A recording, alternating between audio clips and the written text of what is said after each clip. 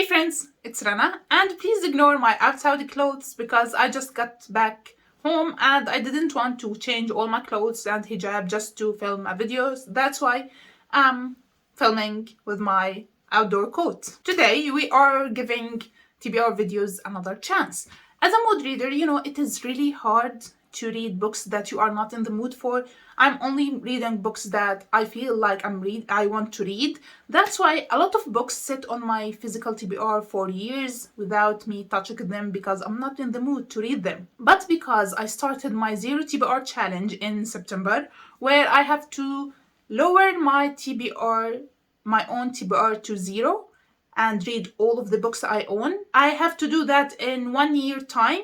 And since September, I haven't made that much of a progress. When I started it, I think I had 48 or 49 on my own TBR, but now I only have 37 and I'm slowly reading them, but I have to be quicker than that to get to zero TBR by September of 2023. So I'm giving TBR videos another chance and trying a new one. I'm trying the Goodreads chooses my monthly TBR. I was inspired by another booktuber called the Redhead Reader. She used to do this all the time and I really loved watching her videos. So I thought, why not try it? Maybe it is more fun than my failed attempt at TBR jar. Sadly, she hasn't been making any videos for 10 months now and I really enjoyed watching her videos and I wanted to watch more of them, so I thought to myself, let's just try them. Maybe I'm going to like doing it. But I'm doing it a little bit differently than she used to do.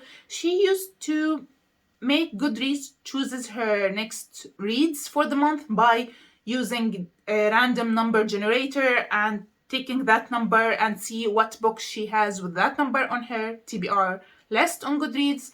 But I'm not going to do that. I have an own TBR shelf I made when I started my Zero TBR challenge back in September, and now I have 37 books on it. When I go to that shelf and then go to settings, we have other options for the setting where I can sort it to random. So I put it on random and infinite scroll. Save the current settings. Each time I refresh my own TBR shelf, Goodreads will randomly pick a different book I own and put it at the top of the list. That's how we are going to pick my monthly TBR. So now, when I refresh the page, the first book that appears at the top, that's the book I'm going to read in January. I'm going to let Goodreads pick 4 books for me to read each month till September, till I finish my Zero TBR challenge. And why it is only 4 books is because I would like to have more freedom to read 1 or 2 more books each month that I don't own. I would like to read ebooks and audiobooks too. And at the same time, I had some changes at my job where I am now in a different work location, in a different branch. And in this branch, I have more duties to do and it is way busier than before. So I don't have much free time to squeeze some reading at work. So my reading this year will be a little less than 2022. So let's start and see what the 4 books I'm going to read in January picked by Goodreads. Let's refresh the page and see what Goodreads will pick for me. I really hope that Goodreads don't end up making me read 4 big books from my TBR because most of my TBR is huge books. I have a lot of tomes on my TBR and I'm really scared that I will end up having to read 4 of them at the same month. Enough talking and let's see what Goodreads going to pick for me. The first book we have is, let's refresh the page and it is, oh damn. The first book I have to read is The Iliad by Homer. It is one of the oldest books I own and I haven't read because I am so intimidated by it and by the Odyssey. I love Greek mythology. I love reading Greek mythology. I'm obsessed with it. But for some reason, the Iliad and the Odyssey scare the shit out of me. They are way too long and written in prose and the font is crazy small. That's why I am scared of it because this copy is like 425 pages. It might not seem that long, but with that tiny of a font, it will take me a lot of time to read. I know it is not the most beautiful edition of the Iliad, but I love to read Wordsworth classics because they are cheap and affordable, and they are easier to read. They are so fun to hold and read. Let's refresh the page and see what Goodreads is going to give me this time. And it is... Oh, an Arabic read this time. It is رأيت رام الله by Murid al-Barghouthi. I'm not quite sure what is it about. I was just reading the back of it and the synopsis on Goodreads, and it is a little bit vague. But what I got is that it is the autobiography / memoir of Murid al-Barghouthi, the author of this book, and his time in Palestine and how he was forced out of it because of Israel. That's all I know of it, but it is not long. It's not that long. It's like, let's see how many pages, 263, and the font is quite big, so it won't be a problem. I find it easier for me to go through Arabic books, even though I don't like to read them that much. But when I read Arabic books, they are easier to finish because they don't take that much of time for me as a native speaker. And Arab people really love big fonts in their books. We don't like small fonts. I never saw an Arabic book with small fonts. That's the second book. And the third book we have, let's refresh the page and see. Oh no.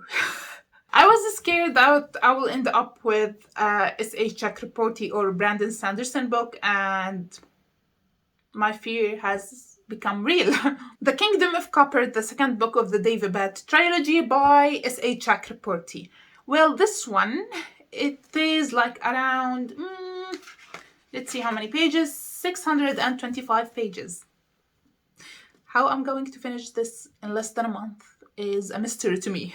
I'm not the fastest reader out there, and I'm not the slowest one out there. Some books I read in less than a day, some books takes me 3 days, a week, 2 weeks, depending on the length.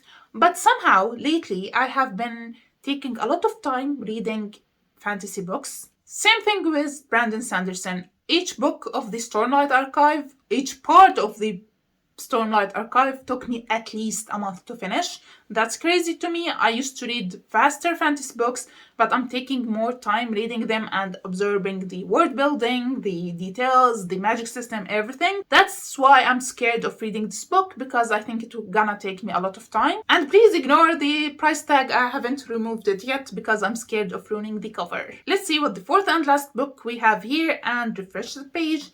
It is, another Arabic book. It is الزنزانة عادمة الحياة by Salman al-Aude. This one is a non-fiction Islamic book about, I believe, about how we are prisoners to our habits and how to break out of our habits. The author also talks about the habits, the good habits that saved his life, and giving us tips about how to create new habits and get rid of the old bad habits we have. The number of pages of this book is 381 pages. I think it is doable. I can do it. It is less scary and intimidating than The Kingdom of Copper and the Iliad. But I think I have to make an order in which I'm going to read these books to be able to start and finish all of them in January. I think I'm quite lucky that I ended up with 2 English books and 2 Arabic books, half and half from my TBR, because it will be more fun for me to make my reading more diverse. I think this will be the order of the books I'm going to read. I will start from the top, رأيت رام الله by Murid al-Barghouthi. I think I'm going to start with this one because it is the shortest, and I think I will finish it quicker than the other books. Then The Kingdom of the Copper. I put it second to have more time and freedom to finish reading it. I know it will take me a lot of time, but I hope that I will manage to finish it. The third book I will put the Zinzana عادمة الحياة by Salman al-Aude. Arabic book, English book, Arabic book, English book. I think it will take me like a week to finish this one, but I can do it. I'm more scared of this one, the Iliad. The Iliad, I think it will take me a lot of time to finish because of the small font, the difference in language, and all of that thing. But I believe in myself.